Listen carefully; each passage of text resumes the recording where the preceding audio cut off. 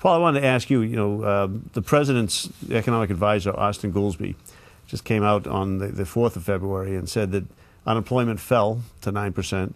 The private sector payrolls rose, 50,000 new jobs in January in private sector. 1.1 million jobs were added in 2010, which is the strongest private sector job growth since 2006. Overall, the trend of the economic data, he said, was encouraging, but it's not enough. Am I right? I think close. It's not even close. Right. To get back to where we were in 2007, we'd have to add 260,000 jobs a month for the next 5 years, and we've never done anything like that. What's the figure, about 150,000 a month just to stay even with new entrants into the job market? Well, that's part of the reason the unemployment rate went down, was because the new entrants are leaving. So that's why we just really have to generate, to get back to where we were. It'd be about 150,000 if the labor force grew the way it normally does. Mm-hmm. But the last 2 years, it's actually gone down. And that's pretty bad news, because that means we're getting this growing problem of hidden unemployment. Mm-hmm. And we're seeing this all around the country, where people are just withdrawing, particularly younger people under the age of 30, teens, young adults, kids coming out of college, who normally would be engaged in a job market are not participating at nearly the rates that I think they could, and more importantly maybe should. And so a lot of that early work experience we'd like to see, all your viewers, they all got their first job, payroll job, they're 15, 16. And they want their son and daughter to get out there and get it too. Exactly, right. Because they learn all these behavioral traits that matter a lot. Yeah. So if these kids aren't working, there's kind of there's a personal cost and an economic cost. And a long-term cost. Yeah, exactly right. So the president's plan is comprehensive innovation agendas. All right, he wants to talk about educating workers, investing in science, building infrastructure to support companies on that, which is all good. If you get the companies to spend the money. Right. They've all been accumulating a pile of people money. Holding on to cash. Holding on to cash. I think the president was clear with the Chamber of Commerce just the other day that they're sitting on piles and piles of money, but they're not willing to get out there and spend it, and their argument would be they don't have the customers. Yep. Which again turns back to the president's argument of trying to make this public investments to create people working so they can be the customers on that. That, I would think, really heightens the role of these workforce investment boards, because not everybody's going to go back to the job that they lost. Right? Not everybody knows how to look at what jobs are out there that might be attractive to them, and how to change their skill set into that aspect of it.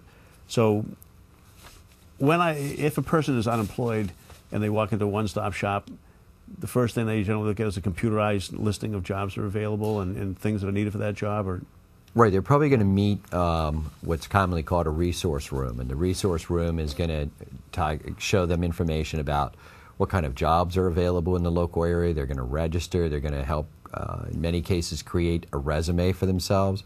Many people haven't had a resume. They've been working for the same company 10, 15, 20 years. So what that resume needs to look like today is very different from back then. Back then, we wanted to know where we had worked. We wanted to demonstrate stability. Today, if you're looking at electronics, they want to know what's the keyword out of your last job. What's the skill set that a job order an employer may have? Is it scanning that resume? It's looking for that keyword.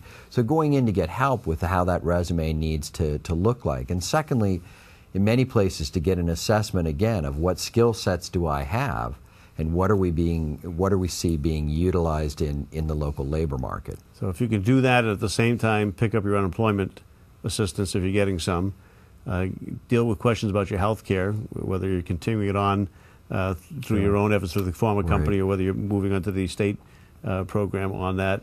All of those issues are important, I would think. What's your understanding of the importance of community college now as we move forward in these roles? We're putting, in the last 3 years, we put 1 million more people into the community college. A lot of young people. The fraction of high school seniors now that enroll in post-secondary school is at an all-time high, 71% of kids now. And if you follow that high school cohort over the next 2 or 3 years, it gets up to 85, 87%. So almost everybody's going into the post-secondary system. Almost all the growth is out of community colleges.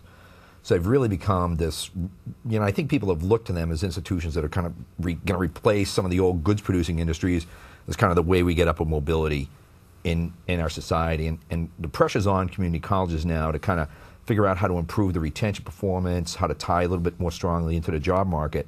And we've seen some institutions really try and do this. I mean, the last 2 or 3 years, you've seen some movement in them trying to tie more closely with the workforce boards into the job market and try and figure out how to keep kids in there for a little bit longer period of time, get them a little bit better prepared. Because the gains to getting a community college degree or getting a community college education are all associated with finishing. Right. You've got to finish. You know, it turns out just taking a few courses won't get you anywhere. It doesn't get you anywhere. Yeah. That, you know, getting a certificate or getting a degree is really the ticket. And when you do that, and you can get a job, you know, related to that, the average earning, I just figured this out from math. The average earnings for a kid who gets an associate's degree, gets a college labor market job, they're in 55% more than their high school grad counterpart. So it's a big, big premium. Right, and when you get into the unemployment numbers, when we look at who's in those unemployment numbers, the higher your level of education, the less severe this recession has been. So, but again, it's that credential. It's having completed. Well, it's the credential and then getting a job that you right. Yeah.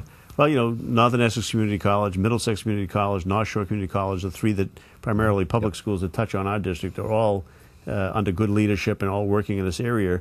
But what's important is getting industry people to take the time away. I mean, it's busy what they're doing for a job. A lot of them have, you know, a lot of loans and they're leveraging the business like that. But they need help that's qualified or like that. And somehow we've got to convince them to get the time to participate, both at the Workforce Investment Board so they can help set the policy, but also at some point engaging with these community colleges and others to help set the curriculum. This is what we need as a base, a core set of qualities in a candidate. Where we've done a great job in this Massachusetts, I got to tell you, is in the regional vocational high schools. The network of vocational schools have, you know, a regional vocational school maybe has 18, 22 shops, you know, a wide range of things in health, manufacturing, construction, different kinds of service industries and the like. What they do is they create these business advisory boards that advise on curriculum, equipment purchases, maybe give them some equipment, help them get some discounts and the like. And the consequence of this is the job market access, because these, you know, they build these personal relationships with these companies.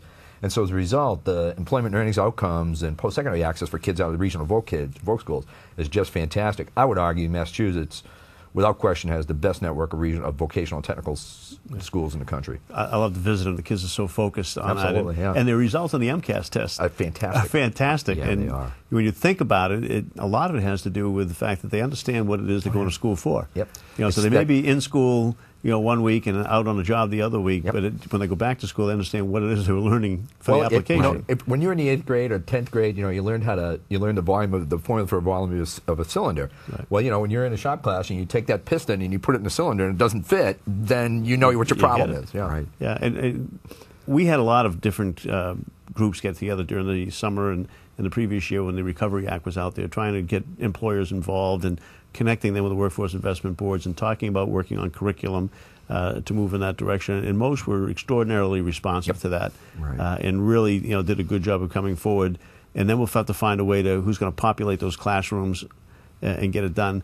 We're rewriting the Workforce Investment Act now. It's the time to reauthorize it. One of the things that we're all trying to do, both the Senate and the House, I believe, are going to try to put more money for innovative programs. And I was just noticing there's a release out today about General Electric and Lynn, basically having a program, but follows almost like their E-team that was there for a while, where the community college will provide a classroom to bring up the math skills, some of the other basic communication skills and writing skills on that. But also the company is going to make sure people are there to talk about the engineering aspects and some of the fine precision work to be done. At the end of 1 year, you get a certificate, and those that want to proceed on. The other 2, you get the associate's degree. And then you get into a job that really pays well.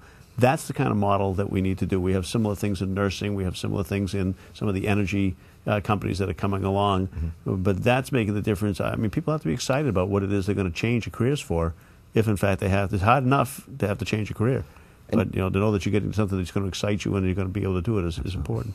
And I think in some ways, when I look at Massachusetts from a national perspective and looking back, we're doing some work right now with the Pew Charitable Trust and looking at early learning and the value of quality early learning. And as we do that, we're looking at educational outcomes across not only the U.S. but across the world. And we just looked at a research about 2 weeks ago that broke down the U.S. not as just the U.S. versus the world, but states in the U.S. versus the world. And on all of the basic core indicators, Massachusetts is the only U.S. state that shows up, I think, in the top 15. If you were a nation in Massachusetts, you're in the top. You're in the top. You're in the top 10. The Red Sox nation. Even though he's got the Drexel hat, he's still got the Red Sox hat. I know he has a Drexel hat. And for me, he comes from that other side of Pennsylvania.